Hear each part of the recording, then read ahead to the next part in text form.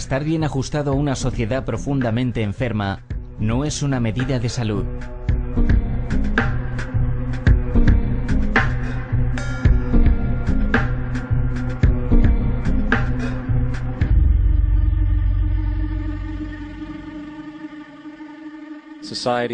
La sociedad de hoy en día está compuesta de una serie de instituciones, desde instituciones políticas, instituciones legales, instituciones religiosas, a instituciones de clases sociales, valores familiares y especializaciones ocupacionales.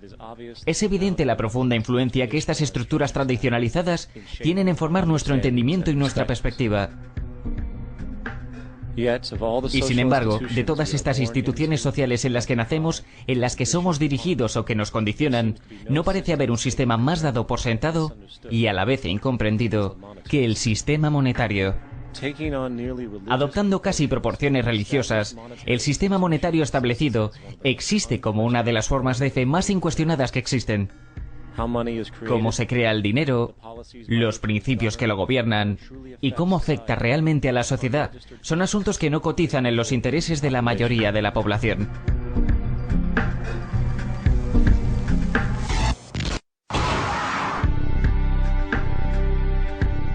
En un mundo en el que el 1% de la población posee el 40% de la riqueza del planeta, en un mundo en el que cada día mueren 34.000 niños de pobreza y enfermedades evitables, y donde el 50% de la población mundial vive con menos de $2 al día, una cosa está clara.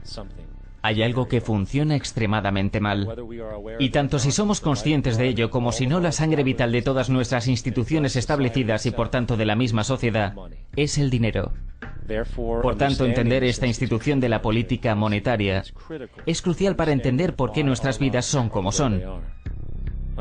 Desafortunadamente, a la economía se la considera un tema aburrido y bastante confuso. Interminables torrentes de jerga financiera asociados con matemáticas intimidantes que rápidamente disuaden a la gente de intentar entenderla. Sin embargo, la verdad es que la complejidad asociada con el sistema financiero es una simple máscara. Una máscara diseñada para ocultar una de las estructuras sociales más paralizantes que la humanidad ha soportado nunca.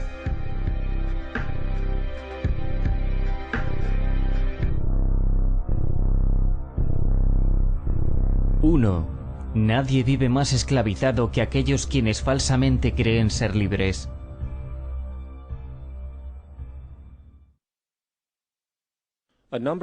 Hace unos años, el Banco Central de los Estados Unidos, la Reserva Federal, publicó un documento titulado Mecánica Moderna del Dinero. Esta publicación detallaba la práctica institucionalizada de la creación del dinero, tal y como la utiliza la Reserva Federal y la red de bancos comerciales que soporta. En la página inicial, el documento expone su objetivo. El propósito de este documento es describir el proceso básico de creación de dinero en un sistema bancario de reserva fraccionaria. Procede entonces a describir este proceso de reserva fraccionaria mediante diversa terminología bancaria que podríamos traducir así.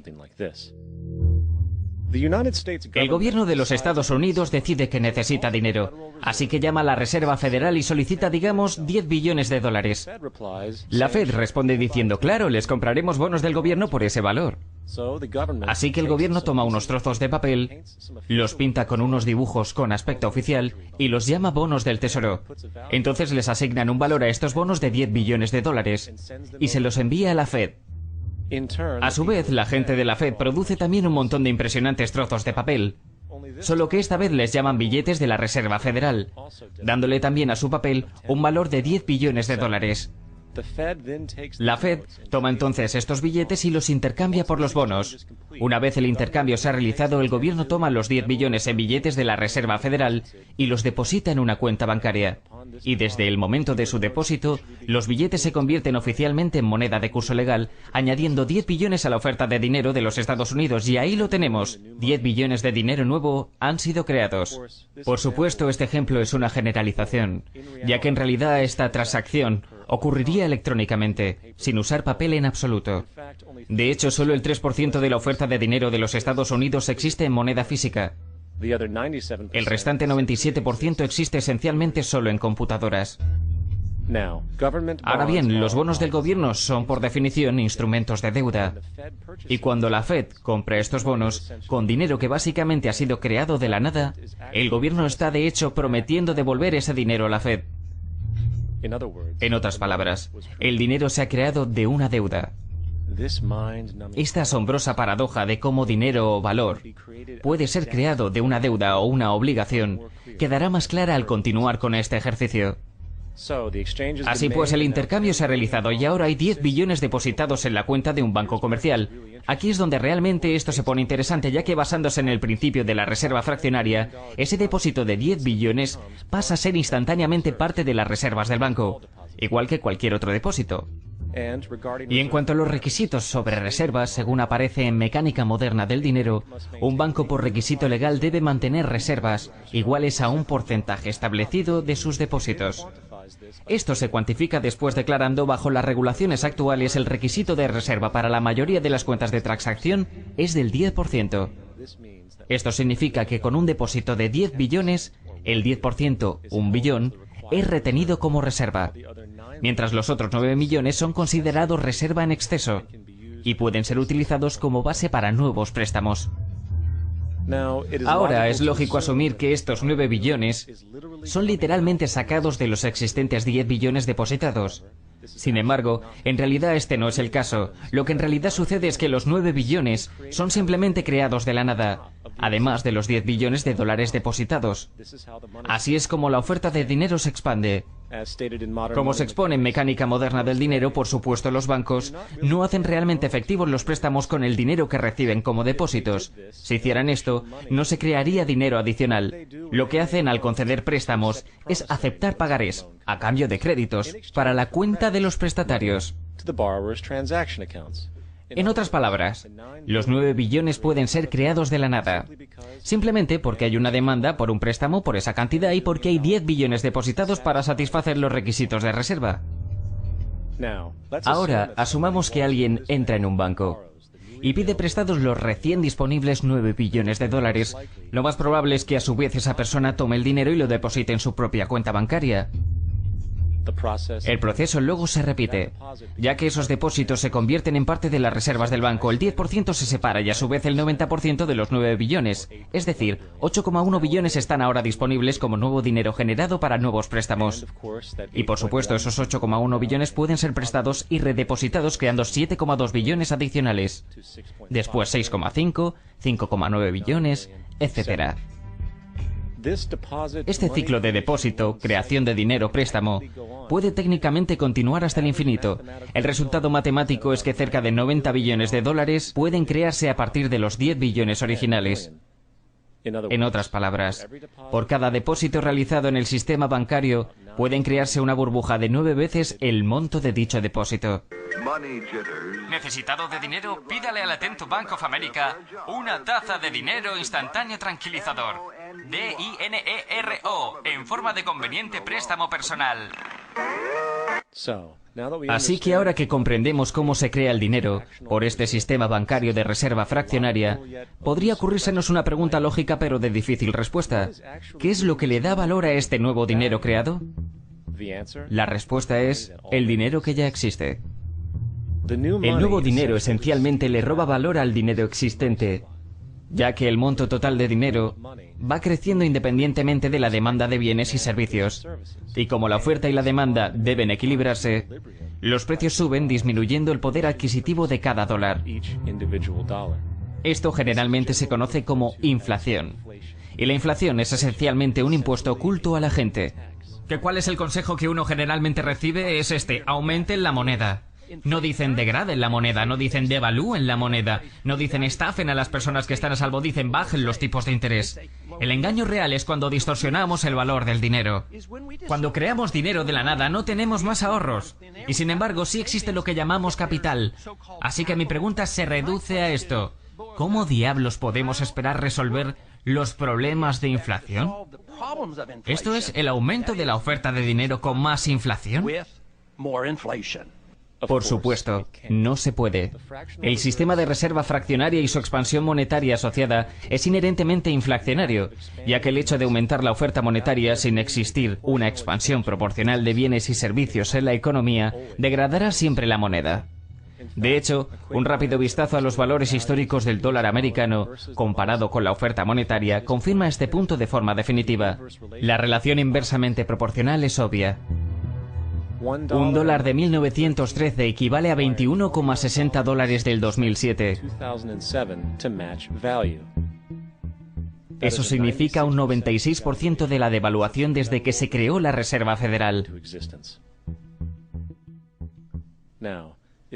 Y si esta realidad de inflación perpetua y estructural parece absurda y autodestructiva,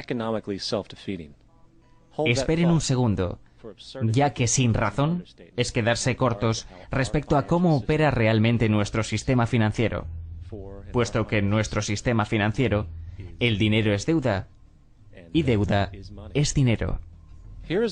He aquí un gráfico de la oferta monetaria de Estados Unidos desde el 50 hasta 2006. He aquí un gráfico de la deuda nacional de Estados Unidos durante el mismo periodo. Qué interesante es que las tendencias sean virtualmente las mismas, ya que cuanto más dinero hay, más deuda hay. Cuanta más deuda hay, más dinero hay. Para decirlo de manera diferente, cada dólar en su cartera es adeudado a alguien por alguien, ya que recuerde, la única manera en la que el dinero se crea es mediante préstamos. Por tanto, si todos en el país pudieran pagar todos los créditos, incluyendo al gobierno, no habría un solo dólar en circulación.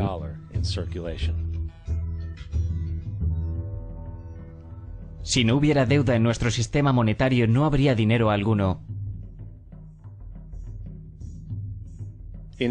De hecho, la última vez en la historia de Estados Unidos en que la deuda nacional fue completamente pagada fue en 1835, después de que el presidente Andrew Jackson cerrara el Banco Central que antecedió a la Reserva Federal. De hecho, toda la plataforma política de Jackson giraba fundamentalmente en este hecho sobre su compromiso de cerrar el Banco Central, llegando a declarar que los intentos descarados efectuados por el actual banco de controlar al gobierno no son sino premoniciones de la suerte que le espera al pueblo de Estados Unidos si se les engañara para perpetuar esta institución o con la fundación de una parecida. Desafortunadamente, este mensaje tuvo una corta vida, y los banqueros internacionales triunfaron instalando otro banco central en 1913. La Reserva Federal. Y mientras esta institución exista, la deuda perpetua está garantizada. Hasta el momento hemos discutido la realidad de que el dinero se crea del endeudamiento a través de préstamos. Esos préstamos están apoyados en las reservas bancarias y las reservas derivan de depósitos. Y mediante este sistema de reserva fraccionaria, cualquier depósito puede originar 9 veces el valor original. A su vez, devaluar la oferta de dinero aumenta los precios en la sociedad. Y como todo el dinero es creado por el endeudamiento y circula al azar a través del comercio, las personas se van alejando de su deuda original y se crea un desequilibrio donde las personas son forzadas a competir por el trabajo para poder sacar dinero suficiente de la oferta de dinero para cubrir su coste de vida. Tan disfuncional y retrógrado como esto nos pueda parecer, hay todavía una cosa que hemos omitido de la ecuación, y es un elemento estructural que revela la naturaleza realmente fraudulenta del sistema en sí mismo: la aplicación de intereses. Cuando el gobierno pide prestado dinero a la Fed, o cuando una persona le pide prestado a un banco, casi siempre tiene que devolverlo con un interés primario. En otras palabras, casi cada dólar existente debe ser finalmente devuelto al banco con interés. Pero si todo el dinero es prestado por el Banco Central y se expande por los bancos comerciales a través de préstamos, solo lo que denominaríamos el principal ha sido creado en la oferta de dinero. Así que entonces, ¿dónde está el dinero para cubrir todos los intereses cargados? En ningún sitio. No existe. Las ramificaciones de esto son asombrosas, ya que la cantidad de dinero que se debe a los bancos siempre excederá la cantidad de dinero que está disponible en circulación. Por eso la inflación es una constante en la economía, porque siempre hace falta nuevo dinero para cubrir el perpetuo déficit inherente al sistema causado por la necesidad de pagar intereses. Esto también significa que matemáticamente los impagos y las bancarrotas son literalmente parte integral del sistema y siempre existirán los pobres bolsillos de la sociedad que sufrirán la peor parte del mismo. Una analogía sería un juego de sillas musicales, ya que cuando la música se para, alguien se queda sin refugio. Y de eso se trata. Invariablemente se transfiere riqueza verdadera del individuo a los bancos, ya que si uno no es capaz de pagar su hipoteca, ellos se quedan con tu propiedad. Esto le pone a uno particularmente furioso cuando se da cuenta de que no solo el impago es inevitable, debido a la práctica de la reserva fraccionaria, sino también por el hecho de que el dinero que el banco te ha prestado en ningún momento ha existido legalmente. En 1969 hubo un juicio en Minnesota a un hombre llamado Jerome Daly. Denunciaba la ejecución de su hipoteca por el banco que le había prestado el dinero. Su argumento era que un contrato de hipoteca requiere que las dos partes, él y el banco, pongan sobre la mesa una propiedad legítima para el intercambio. En lenguaje legal, esto se llama contrapartida. Contrapartida, base de un contrato. Un contrato se basa en el intercambio de una forma de contrapartida por otra. El señor Daly explicó que el dinero no era de hecho propiedad del banco, ya que había sido creado de la nada en cuanto se firmó el acuerdo para el préstamo. ¿Recuerdan lo que mecánica moderna del dinero decía sobre los préstamos? Lo que hacen al conceder préstamos es aceptar letras de cambio a cambio de créditos. Las reservas no cambian debido a las transacciones del préstamo. Sin embargo, los depósitos derivados de los créditos se suman al total de los depósitos del sistema bancario. En otras palabras, el dinero no sale de los activos del banco.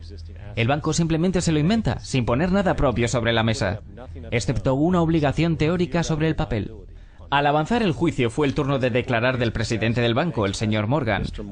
Y en el memorándum personal del juez recuerda que el demandante, el presidente del banco, decía y admitía que en combinación con el Banco de la Reserva Federal, realmente creaba dinero y créditos en sus libros al anotarlos en su contabilidad. El dinero y el crédito existían por primera vez cuando ellos lo creaban y el señor Morgan admitió que no había ley o estatuto en los Estados Unidos que le diera derecho a hacer eso. Debe existir una contraprestación legal ofrecida para respaldar el billete. El jurado concluyó que no había contraprestación legal y estoy de acuerdo. Después añadió también poéticamente, solo Dios puede crear algo de valor de la nada. Y basándose en esto, el tribunal rechazó la petición de ejecución de la hipoteca. Y Daly pudo quedarse con su casa. Las implicaciones de esta decisión jurídica son inmensas, ya que cada vez que el banco te presta dinero, sea para una hipoteca o un cargo a tu tarjeta de crédito, el dinero que te dan no solo es falso, sino que es una forma ilegal de contrapartida. Y por lo tanto te exime de devolver el préstamo, ya que el dinero nunca fue propiedad del banco. Desafortunadamente, estas consideraciones legales son ocultadas e ignoradas, y el juego de transferencia perpetua de la riqueza y deuda perpetua continúa. Y esto nos lleva a la pregunta definitiva: ¿por qué? Durante la Guerra Civil Americana, el presidente Lincoln ignoró los préstamos a alto interés que los bancos europeos ofrecían y decidió hacer lo que los padres fundadores abogaban, que es crear una moneda independiente e inherentemente libre de deuda. Se la llamó el Greenback. Poco después de que se tomara esta medida, un documento interno circuló entre los bancos privados americanos y británicos diciendo: la esclavitud no es más que ser propietario del trabajo y lleva consigo el cuidado de los trabajadores, mientras que el plan europeo es que sea el capital el que controle el trabajo controlando los salarios. Esto puede hacerse controlando el dinero. Pero no podemos permitir el greenback ya que no lo podemos controlar. La política de reserva fraccionaria perpetrada por la Reserva Federal, que de hecho se ha extendido a la mayoría de los bancos del mundo, es de hecho un sistema de esclavitud moderna.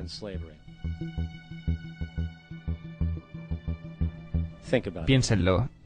El dinero se crea de la deuda. ¿Qué hace la gente cuando está endeudada? Se someten a un empleo para pagarla. Pero si el dinero solo puede crearse a base de préstamos, ¿cómo puede la sociedad llegar a estar algún día libre de deudas? No puede. Y de eso se trata. Y es el miedo de perder propiedades, unido a la lucha por mantener el ritmo de la deuda perpetua y la inflación inherente al sistema, combinado con la inevitable escasez de la oferta de dinero, a su vez creada por intereses que nunca pueden devolverse, lo que mantiene a los esclavos asalariados subyugados, corriendo en una rueda para hámsters, junto con millones de otras personas, de hecho impulsando un imperio que realmente solo beneficia a la élite que está en la cima de la pirámide. Ya que, si lo piensas bien, ¿para quién trabajan realmente? Para los bancos. El dinero se crea en un banco e invariablemente acaba en un banco. Ellos son los verdaderos amos junto con las corporaciones y gobiernos a los que respaldan. La esclavitud física obliga al amo a alojar y alimentar a la gente. La esclavitud económica obliga a la gente a alimentarse y alojarse a sí misma. Es una de las estafas de manipulación social más ingeniosas nunca creada. Y en su esencia, es una guerra invisible contra la población. La deuda es el arma utilizada para conquistar y esclavizar sociedades. Y los intereses son su munición principal. Y mientras la mayoría anda por ahí ajena a esta realidad, los bancos, en complicidad con gobiernos y corporaciones, continúan perfeccionando y expandiendo sus tácticas de guerra económica, engendrando nuevas bases como el Banco Mundial y el Fondo Monetario Internacional, mientras a la vez inventan un nuevo tipo de soldado, el sicario económico. 2. Hay dos formas de conquistar y esclavizar una nación, una es con la espada y la otra es con la deuda. Nosotros los sicarios económicos somos los realmente responsables de crear este primer imperio verdaderamente global. Y trabajamos de diferentes maneras. John Perkins es jefe de economía del Chas, autor de Confesiones de un sicario económico. Pero quizás la más común es que primero identificamos un país que tiene recursos como petróleo. Después concertamos un enorme préstamo a ese país por parte del Banco Mundial o alguna de sus organizaciones hermanas. Pero el dinero nunca llega realmente a ese país, sino que va a parar a nuestras grandes corporaciones para construir infraestructuras en ese país. Plantas industriales, plantas eléctricas, puertos, cosas que benefician a una minoría rica de ese país, además de a nuestras corporaciones. Pero que realmente no llegan a la mayoría de la gente en absoluto. Sin embargo, esa gente, el país entero, se queda soportando una deuda enorme. Es una deuda tan grande que no pueden devolverla, y eso es parte del plan, no pueden devolverla. Así que en algún punto los sicarios económicos vamos y decimos, oye, has perdido mucho dinero y no puedes pagar tu deuda, así que véndele tu petróleo muy barato a nuestras compañías petrolíferas, permítenos construir bases militares en tu país, o envía tropas a apoyar a las nuestras en algún lugar del mundo como Irak, o vota a nuestro favor en la próxima decisión de la ONU. Privatiza la compañía eléctrica del país y su sistema de aguas y alcantarillado, vendiéndonosla a nosotros, las corporaciones estadounidenses o a otras corporaciones multinacionales. Y esta situación se extiende y es muy típico que de la forma en que trabaja el FMI y el Banco Mundial dejen a un país con una deuda tan grande que de hecho no puedan nunca pagarla. Y entonces les ofreces refinanciar la deuda y pagar aún más intereses. Y exiges este quid pro quo, lo que se llama condicionalidad, que consiste básicamente en que ellos tienen que vender sus recursos, incluyendo muchos de sus servicios sociales, sus servicios públicos, a veces sus sistemas escolares, sus sistemas penales, sus sistemas de seguros a corporaciones extranjeras. Así que es como un golpe doble, triple, cuádruple. Irán, 1953. El precedente de los sicarios económicos realmente empezó a principios de los años 50 cuando Mossadegh fue elegido democráticamente en Irán. Fue considerado la esperanza para la democracia en Oriente Medio y en la mitad del mundo. Fue el hombre del año de la revista Time. Pero una de las ideas de su campaña en que empezó a implementar fue que las compañías extranjeras de petróleo tenían que pagarle a los iraníes mucho más por el petróleo que se llevaban de Irán. Que los iraníes debían beneficiarse de su propio petróleo. Extraña política. Por supuesto que eso no nos gustó, pero temíamos hacer lo que normalmente hacemos, que era enviar al ejército. En cambio, enviamos a un agente de la CIA, Kermit Roosevelt. Era un pariente de Teddy Roosevelt. Y Kermit fue allí con unos pocos millones de dólares y fue muy pero que muy efectivo y eficiente y en poco tiempo se las ingenió para derrocar a Mossadegh. Y trajo al Shah de Irán para reemplazarlo, quien siempre fue favorable al petróleo, y fue extremadamente efectivo. Rebelión en Irán. Multitudes inundan Teherán. Los oficiales del ejército gritan que Mossadegh se ha rendido y su régimen como virtual dictador de Irán ha terminado. Retratos del Shah desfilan por las calles mientras los sentimientos dan un vuelco. Al Shah se le da la bienvenida a casa. Así que aquí en los Estados Unidos, en Washington, la gente se mira y dice, eso fue fácil y barato. Así que esto estableció una nueva forma de manipular países y de crear imperios. El único problema con Roosevelt fue que tenía tarjeta de agente de la CIA. Y si era atrapado, las consecuencias podían ser muy pero que muy serias. Así que muy rápidamente se tomó la decisión de usar consultores privados, encauzar el dinero a través del Banco Mundial, o el FMI, o alguna agencia por el estilo, y reclutar a personas como yo que trabajaban para compañías privadas. Así que si nos atrapaban, no traería consecuencias gubernamentales.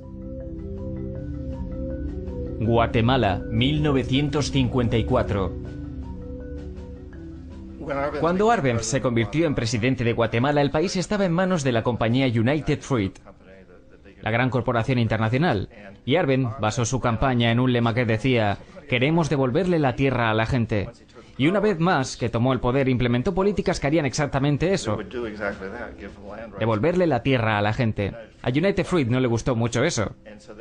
Así que contrataron firmas de relaciones públicas para hacer una gran campaña en los Estados Unidos para convencer a la gente de los Estados Unidos, a los ciudadanos de los Estados Unidos y a la prensa y al Congreso de los Estados Unidos que Arbenz era una marioneta soviética y que si lo dejaban seguir en el poder, los soviéticos podrían tener un punto de apoyo en este hemisferio. Y en ese momento había un gran temor en la mente de todos, del terror rojo, del terror comunista.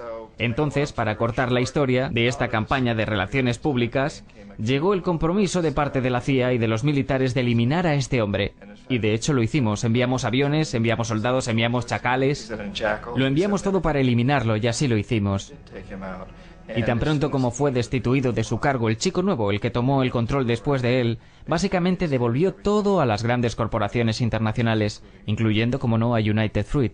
Ecuador, 1981. Ecuador estuvo controlada por muchos años por dictadores a favor de Estados Unidos, con frecuencia relativamente brutales. Entonces se decidió tener elecciones verdaderamente democráticas. Jaime Roldós se presentó como candidato y dijo que su objetivo principal como presidente sería asegurarse de que los recursos del Ecuador fueran usados para ayudar a las personas. Y ganó abrumadoramente, por muchos más votos que cualquier otro que haya ganado antes en Ecuador, y empezó a implementar estas políticas para cerciorarse que las ganancias provenientes del petróleo sirvieran para ayudar a su pueblo. Bueno, eso no nos gustó en los Estados Unidos. Me enviaron como uno de tantos sicarios económicos a cambiar a Roldós, a corromperlo, a persuadirlo, a hacerle saber, ya sabes. Está bien, puedes volverte muy rico si tú y tu familia juegan a nuestro juego, pero si intentas continuar con estas políticas que has prometido, tendrás que irte. No quiso escuchar. Fue asesinado. En cuanto el avión se estrelló, todo el área fue acordonada. Los únicos autorizados fueron militares de una base estadounidense cercana y algunos militares ecuatorianos.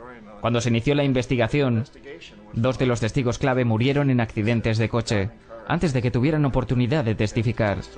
Sucedieron muchas cosas extrañas alrededor de ese asesinato, el de Jaime Roldós. Tanto yo como la mayoría de los que analizaron este caso no tienen ninguna duda de que fue asesinado.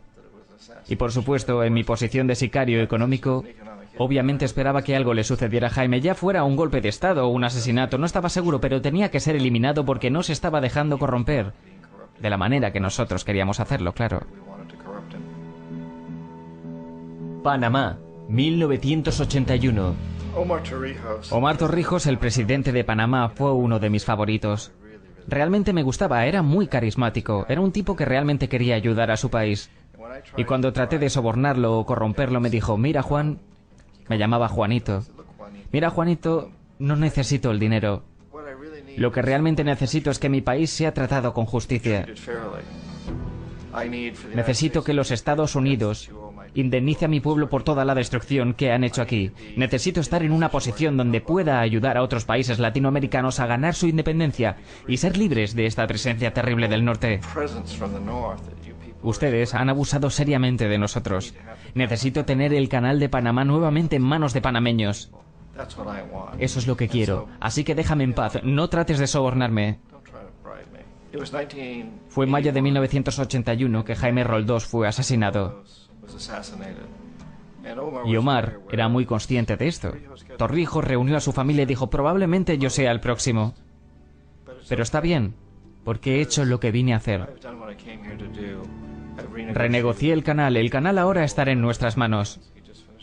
Acababa de terminar de negociar el acuerdo con Jimmy Carter. En junio del mismo año, apenas un par de meses después, también murió en un accidente aéreo, que sin ninguna duda fue ejecutado por chacales patrocinados por la CIA. Hay muchas pruebas de que uno de los guardias de seguridad de Torrijos le dio en el último momento, cuando estaba subiendo al avión, un grabador, un pequeño grabador que contenía una bomba.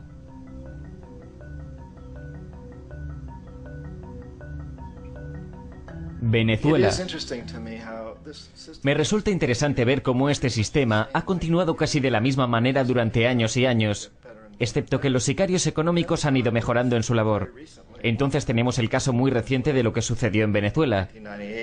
En el 98 Hugo Chávez consigue ser presidente electo, después de una larga línea de presidentes muy corruptos, que básicamente habían destruido la economía del país. Y Chávez fue elegido en medio de todo esto. Chávez le hizo frente a los Estados Unidos, y lo hizo ante todo exigiendo que el petróleo venezolano fuera usado para ayudar a la gente de Venezuela.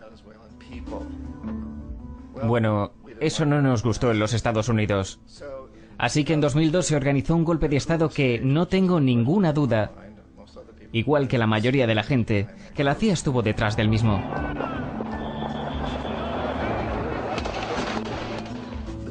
La manera en que se promovió ese golpe fue un reflejo de lo que Kermit Roosevelt había hecho en Irán, pagándole a la gente para que saliera a las calles a alborotar, a protestar, a decir que Chávez era muy impopular.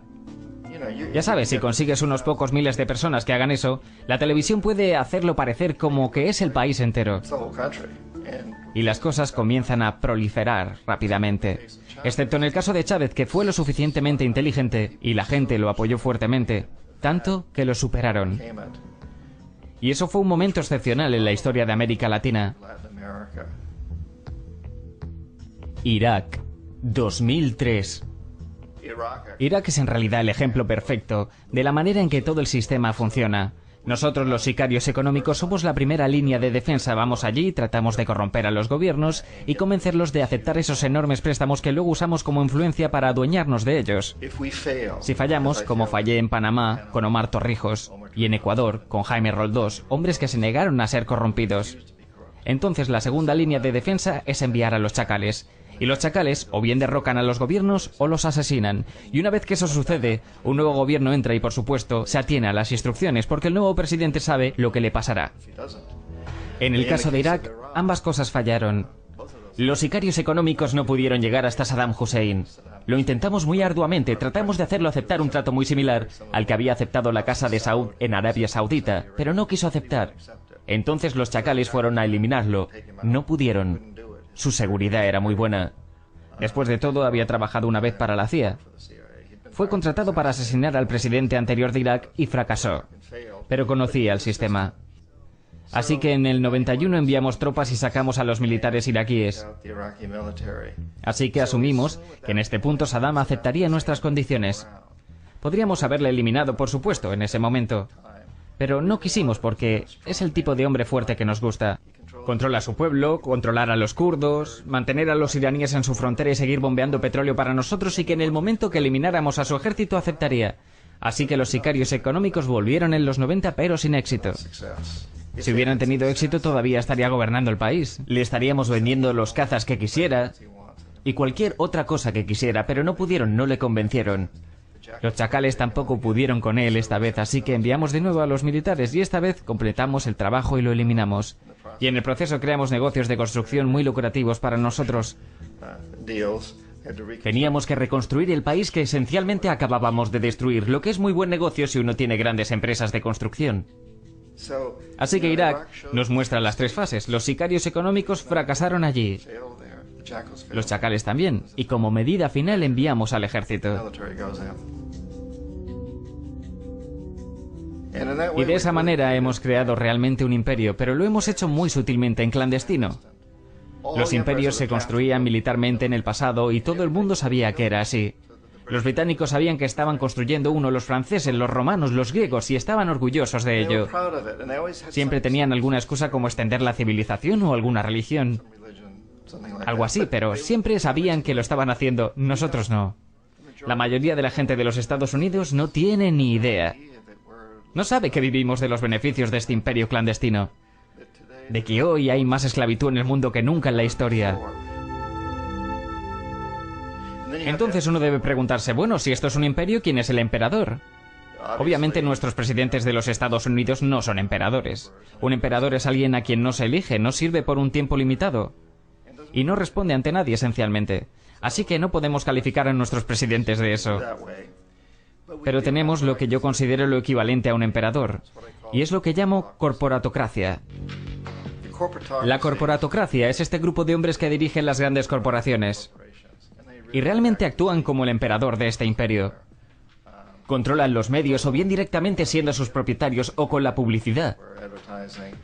Controlan a la mayoría de nuestros políticos porque financian sus campañas. O bien mediante las corporaciones o mediante contribuciones personales que proceden de las corporaciones. Nadie les elige, no sirven por un periodo limitado y no responden ante nadie. Y en la cima de la corporatocracia uno no puede realmente saber si la persona trabaja para una corporación privada o el gobierno porque se mueven de uno a otro constantemente. Así que tienen a un tipo que en un instante es presidente de una compañía de construcción como Halliburton y al siguiente instante es vicepresidente de los Estados Unidos, o el presidente que antes estaba en el negocio del petróleo. Y esto es cierto tanto si los que están en el poder son demócratas como republicanos. Tenemos el mismo movimiento de ida y vuelta a través de la puerta giratoria. Y de algún modo nuestro gobierno es invisible gran parte del tiempo. Y a uno u otro nivel son las corporaciones las que llevan a cabo las políticas. Y una y otra vez es la corporatocracia la que forja las políticas del gobierno.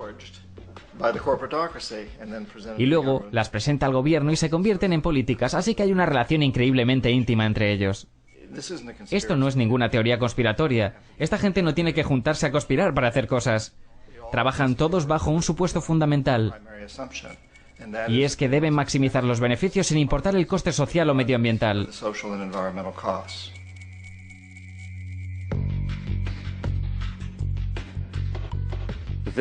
Este proceso de manipulación por parte de la corporatocracia, mediante el uso de la deuda, el soborno y el derrocamiento político, se llama globalización.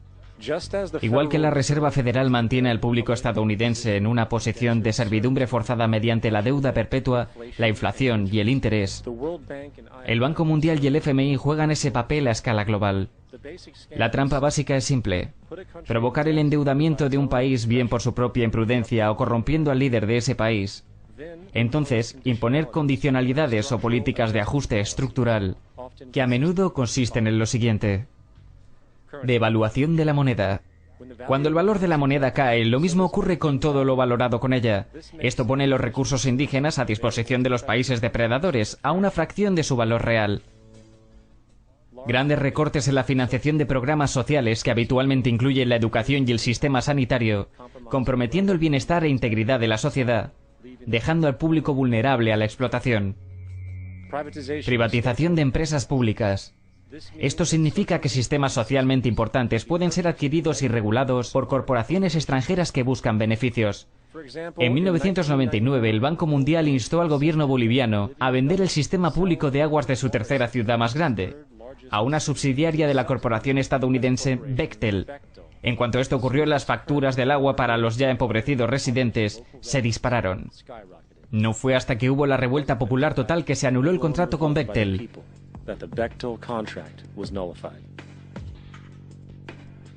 Entonces está la liberación del comercio, o la apertura de la economía eliminando toda restricción al comercio internacional. Esto permite ciertas manifestaciones económicas abusivas, como corporaciones transnacionales importando sus propios productos producidos en masa y vendiendo más barato que la producción local, arruinando así las economías locales. Un ejemplo es Jamaica, que después de aceptar créditos y condicionalidades por parte del Banco Mundial, perdió sus grandes mercados de grano debido a la competencia de las importaciones. Hoy, innumerables granjeros están sin trabajo ya que son incapaces de competir con las grandes corporaciones. Luego está la creación de numerosas, al parecer inadvertidas e inhumanas fábricas que explotan a los trabajadores aprovechando la penuria económica impuesta. Además, debido a la desregulación de la producción, la destrucción medioambiental es perpetua. ya que los recursos del país son a menudo explotados por corporaciones indiferentes, mientras vierten grandes cantidades de polución deliberadamente. La demanda judicial medioambiental más grande de la historia del mundo se está llevando en nombre de 30.000 ecuatorianos del Amazonas contra Texaco, ahora propiedad de Chevron, así que es contra Chevron, pero por actividades llevadas a cabo por Texaco. Se estima que es 18 veces más de lo que Exxon Valdez vertió en Alaska. En el caso de Ecuador no fue un accidente. Las petrolíferas lo hicieron a sabiendas, lo hicieron para ahorrar dinero y no tener que disponer de los residuos adecuadamente. Además, un rápido vistazo a los resultados de las actuaciones del Banco Mundial revela que la institución, que clama públicamente a ayudar a los países pobres a desarrollarse y a aliviar la pobreza, no ha hecho más que aumentar la brecha entre riqueza y pobreza, mientras los beneficios empresariales se han disparado. En el 60, la diferencia de salario entre un quinto de la población en los países ricos y un quinto de la población de los países más pobres era de 30-1. En el 98 era de 74-1. Mientras el PIB global aumentó un 40% entre el 70 y 85, el número de pobres aumentó un 17%. Mientras en 1985 y 2000, el número de los que viven con menos de $1 al día aumentó un 18%. Incluso el Comité Económico Conjunto del Congreso de los Estados Unidos admitió que el porcentaje de éxito de los proyectos del Banco Mundial es un mero 40%. A finales de los 60, el Banco Mundial intervino en Ecuador con grandes préstamos. Durante los 30 años siguientes, la pobreza creció del 50 al 70%. El desempleo o empleo precario creció del 15% al 70%. La deuda pública aumentó de 240 a 16.000 millones, mientras que la proporción de recursos asignados a los pobres bajó del 20% al 6%. De hecho, para el año 2000, el 50% del presupuesto nacional de Ecuador tenía que asignarse al pago de la deuda. Es importante comprender que el Banco Mundial es de hecho un banco de los Estados Unidos, apoyando intereses estadounidenses, ya que Estados Unidos tiene derecho a veto sobre las decisiones como máximo proveedor de capital. ¿Y de dónde sacó ese dinero? ¿Lo han adivinado? Lo creó de la nada mediante el sistema de reserva fraccionaria.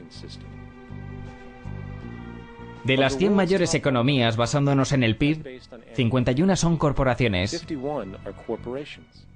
Y de esas 51 corporaciones, 47 tienen su sede en Estados Unidos. Walmart, General Motors o Exxon son más poderosas económicamente que Arabia Saudí, Polonia, Noruega, Sudáfrica, Finlandia, Indonesia y muchos otros.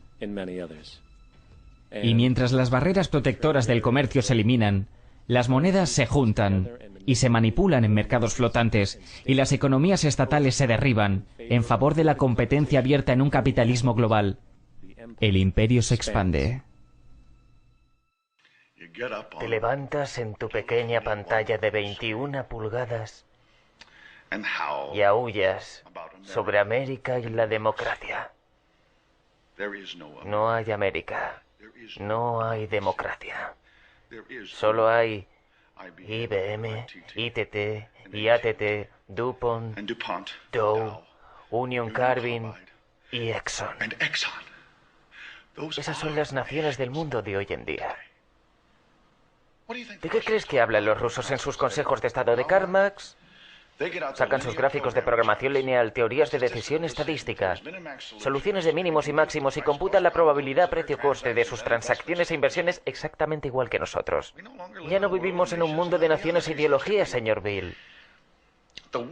El mundo es un complejo de corporaciones, inexorablemente determinado por las inmutables leyes de los negocios. El mundo es un negocio, señor Bill. Tomados acumulativamente, la integración del mundo común, todo particularmente en términos de globalización económica y las míticas cualidades del libre mercado capitalista, representan un verdadero imperio en sí mismos. Pocos han sido capaces de escapar a los ajustes estructurales y condicionalidades del Banco Mundial, el FMI o los arbitrajes de la Organización Mundial de Comercio, instituciones financieras internacionales que, aun siendo inadecuadas, determinan lo que significa globalización económica. Tal es el poder de la globalización que durante nuestras vidas es muy probable que veamos la integración equilibrada o no de todas las economías nacionales del mundo en un solo sistema global de libre mercado. Un puñado de poderes económicos está tomando el control del mundo. Poderes que dominan los recursos naturales que necesitamos para vivir mientras controlan a la vez el dinero que necesitamos para obtener estos recursos. El resultado final será un monopolio mundial, basado no en la vida humana, sino en el poder financiero y corporativo. Y mientras la desigualdad crece naturalmente, más y más gente se desespera. Así que el establishment se ha visto obligado a idear una nueva manera de tratar con cualquiera que desafíe el sistema. Es el nacimiento del terrorista. El término terrorista es una distinción vacía diseñada para cualquier persona o grupo que decida desafiar al establishment. No hay que confundir esto con la ficticia Al-Qaeda, que era de hecho el nombre de una base de datos de los muyahidines apoyados por Estados Unidos en los años 80. La verdad es que no hay ningún ejército o grupo terrorista llamado Al-Qaeda y cualquier oficial de inteligencia lo sabe, pero hay una campaña de propaganda para hacer que el público crea en la presencia de una entidad identificada. El país detrás de esta propaganda son los Estados Unidos. En 2007 el Departamento de Defensa recibió 161.800 millones de dólares para la llamada guerra global contra el terrorismo. Según el Centro Nacional de Antiterrorismo, en 2004 apenas 2.000 personas murieron internacionalmente por actos terroristas. De ese número, 70 eran estadounidenses. Usando este número, como media general, lo que es extremadamente generoso, es interesante notar que el doble de gente muere de alergias a los cacahuetes al año que por actos terroristas. Al mismo tiempo, la causa principal de muerte en los Estados Unidos son las enfermedades coronarias, que matan a unas 450.000 personas al año. Y en 2007, la asignación de fondos gubernamentales para la investigación de este problema fue de unos 3.000 millones. ¿Qué significa esto? Pues que en 2007 el gobierno gastó 54 veces más para evitar el terrorismo que para prevenir la enfermedad que mata a 6.600 veces más gente anualmente que el terrorismo.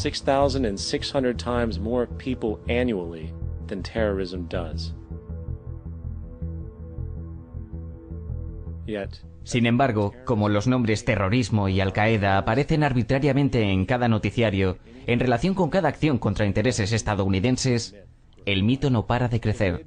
A mediados de 2008, el fiscal general de los Estados Unidos propuso de hecho que el Congreso de los Estados Unidos declarara oficialmente la guerra contra la fantasía.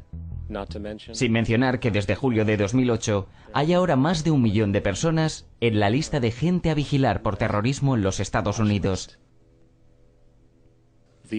Estas llamadas medidas antiterroristas, por supuesto, no tienen nada que ver con protección social, y todo que ver con preservar el establishment, entre el creciente sentimiento de antiamericanismo, tanto a nivel nacional como internacional, que está fundado legítimamente en la expansión del imperio corporativo de codicia, que está explotando el mundo.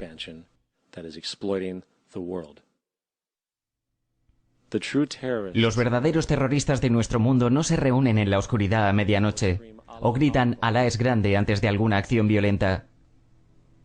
Los verdaderos terroristas de nuestro mundo visten trajes de $5.000 y trabajan en las posiciones más altas del gobierno y del mundo de los negocios.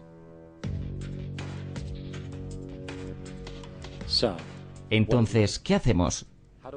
¿Cómo paramos un sistema de codicia y corrupción que tiene tanta inercia y poder? ¿Cómo paramos este aberrante comportamiento de grupo que no siente compasión alguna por millones de personas masacradas en Irak y Afganistán, para la que la corporatocracia pueda controlar los recursos energéticos y la producción de opio para beneficio de Wall Street? Antes de 1980, Afganistán producía el 0% del opio mundial. Después de que los muyahidín apoyados por los Estados Unidos ganaran la guerra de Afganistán para 1986, producían el 40% del suministro total de heroína. Para el 1999 producían el 80% del total del mercado. Pero entonces ocurrió algo inesperado. Los talibanes llegaron al poder. Y para el año 2000 habían destruido casi todos los campos de opio. La producción cayó en más de 3.000 toneladas a solo 185. Una reducción del 94%. El 9 de septiembre de 2001 los planes para una invasión en Afganistán estaban sobre la mesa del presidente Bush. 2 días después tenían la excusa. Hoy la producción de opio en el Afganistán controlado por Estados Unidos, que ahora suministra más del 90% de la heroína mundial, bate récords de producción cada año. ¿Cómo detenemos un sistema de codicia y corrupción que condena a las poblaciones pobres a ser explotadas para beneficio de Madison Avenue? o en el que los ingenieros señalan en falso ataques terroristas por pura manipulación, o que genera modelos de operación social que llevan inherentemente a la explotación, o que sistemáticamente reduce las libertades civiles y viola derechos humanos para protegerse a sí mismo de sus propias carencias. ¿Cómo tratamos con las numerosas instituciones encubiertas, como el Consejo para Relaciones Extranjeras, la Comisión Trilateral o el Grupo Bilderberg, u otros grupos elegidos antidemocráticamente que a puerta cerrada confabulan para controlar los elementos político, social, financiero y medioambiental de nuestras vidas? Para encontrar la respuesta, debemos primero encontrar la verdadera causa subyacente. Ya que el hecho es que los grupos basados en egoísmo, corrupción, poder y beneficios no son el verdadero origen del problema. Son los síntomas. 3. Codicia y competencia no son el resultado del inmutable temperamento humano. La codicia y el miedo a la escasez en realidad se crían y se amplifican. La consecuencia directa es que tenemos que luchar con los demás para sobrevivir.